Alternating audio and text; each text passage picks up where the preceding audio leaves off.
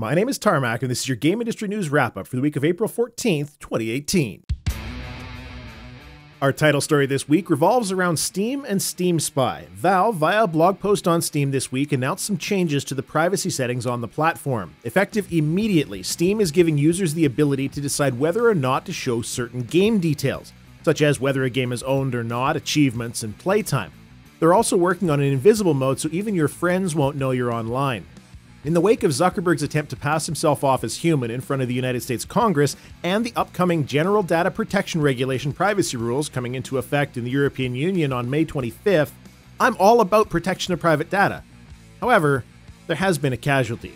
SteamSpy, the lovely data aggregator that folks like myself and many others use to gather what information we can about how well certain games are doing, is likely to shut down unless Valve makes some changes.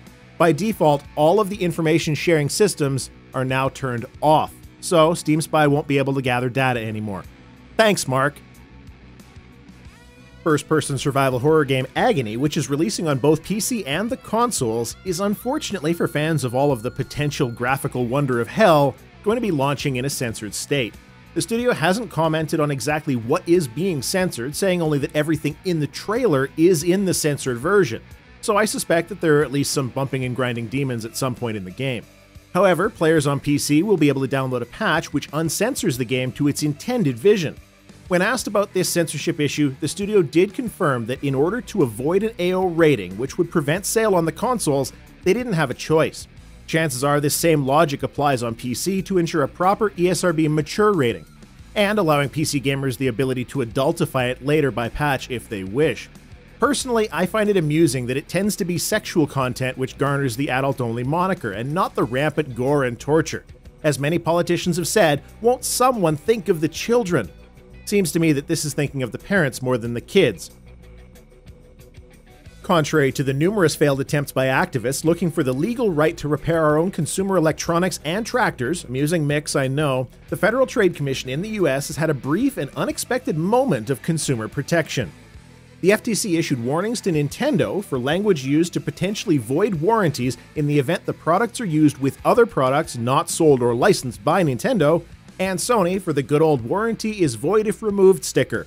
Thomas Paul, the acting director of the FTC's Bureau of Consumer Protection, said, quote, "Provisions that tie warranty coverage to the use of particular products or services harm both consumers who pay more for them as well as the small businesses who offer competing products and services," end quote. Unfortunately, Nintendo's plan to sell Mario-branded duct tape repair services for your $70 Labo cardboard kits may be hampered by this development. Cliff Bleszinski, instrumental in the creation of Unreal, Gears of War, and the more recent Lawbreakers, has asked Epic to stop stealing his employees. On Twitter, quote, "Hey Epic Games, could you please stop trying to hire away my team? We just launched Radical Heights on Unreal 4 and are really happy with how it's going," end quote. Whether there is anything else to this story remains to be seen, but in general, companies don't discuss their hiring practices on Twitter. Radical Heights would be the second game in a row from Boss Key chasing industry trends, where Bleszinski was previously credited with creating trends. Rumor has it that Radical Heights has only been in development for 5 months and the team is already jumping ship to Epic? Running a business is kind of the opposite of a battle royale game. These employees don't want to be the last one left.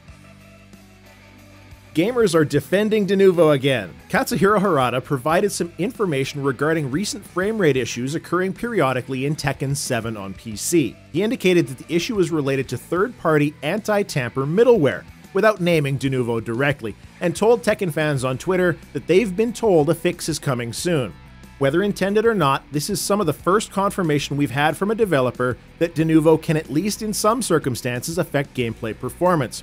And some gamers are defending Denuvo. I agree, Denuvo is the greatest piece of software ever developed and it gives me so much added value as a gamer. Does anyone else smell burnt toast? PlayerUnknown's Battlegrounds is in the news again, or should I say still, for all the wrong reasons. Starting off, Dell spokesperson Sally Zhang gave a presentation recently at an Intel event where she detailed how much better Dell computers with Intel CPUs are at playing PUBG with plugins than competing products. Things like plugins that allow you to run faster than other players. They actually bragged about how much better their computers are at enabling cheating in PUBG. Dell confirmed that it happened and had this to say, quote, In an attempt to communicate the power of the new Dell G series, inappropriate modification examples were used in Dell's product launch event in China last week. This does not reflect our global gaming culture or strategy. We condemn any modifications misused in gaming." End quote. And it's just not PUBG's month, as if contending with the impressive cannibalization of their player base by Fortnite and Dell slipping up on marketing weren't enough, we also had some PUBG-related joke ransomware. Ransomware encrypts files on your computer and requires you to pay the ransomer for the decryption key. In this case, the ransomware automatically decrypted your files if you opened PUBG. It also had the decryption key displayed prominently on the usual ransom message pop-up. Relatively newly minted multi-millionaire PlayerUnknown Brendan Green just can't catch a break. I feel so bad for him.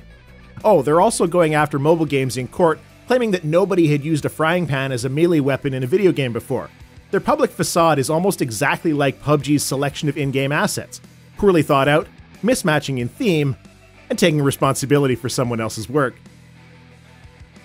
And our good news game story. The remaster train, that being old games many of us played years and years ago, getting a Hollywood-class facelift, is continuing with some gusto. Over the past few weeks, we have seen more details surrounding upcoming remasters for Shenmue, Spyro, and Disgaea. In the case of Shenmue 1 and 2 HD, they'll sell as a package sometime in 2018 for $30 US. Spyro Remastered is slated to release in September this year, and Disgaea has a shiny new teasing website, which should have some more information on April 19th at disgaea.jp/refine. It's always great to see old games get some shiny new graphics, but retain much of what made the game special in the first place. Square Enix could learn a thing or two. Chrono Trigger, I'm looking at you. Basically, it's a great time to be a gamer at the age where your knees are starting to bother you. Your game releases for the week of April 15th to 21st are as follows. PlayStation 4 exclusive God of War, named convincingly as though the series hasn't been running for over a decade, releases on April 20th. God of War is a third-person action game where you play as old daddy Kratos, whose claim to fame includes ripping fingernails off of giants, killing gods, and now in the most recent installment, running a daycare as you raise your son in the art of god-killing. I'm a little disappointed that it's a PlayStation 4 exclusive, as it would look gorgeous in 1440p, but such is the battle of our times. And also on April 20th, cardboard enthusiasts unite, as Nintendo has partnered with the Amazon shipping division, apparently, to distribute what oddly turned out to not be the most expensive cardboard box I could find when I googled it. Nintendo Labo is a cardboard kit which can be assembled into an interactive physical controller of sorts to play a number of different Nintendo games. As noted earlier in the wrap-up, please ensure to get your Labo kit properly serviced by a Nintendo game mechanic so as to not void your warranty. On April 20th, the Variety Kit releases for $70 US, the Robot Kit for $80 US, and the Customization Set, which is just a pack of stickers, releases for $10. I never thought people would pre-order cardboard, but I also never thought this winter would end. This has been your Game Industry News Wrap-Up for the week of April 14th, 2018. There's a link to my Discord channel in the description below this video if you like talking about video games and maybe want to suggest stories for the next week's wrap-up. My name's Tarmack. Thanks for watching.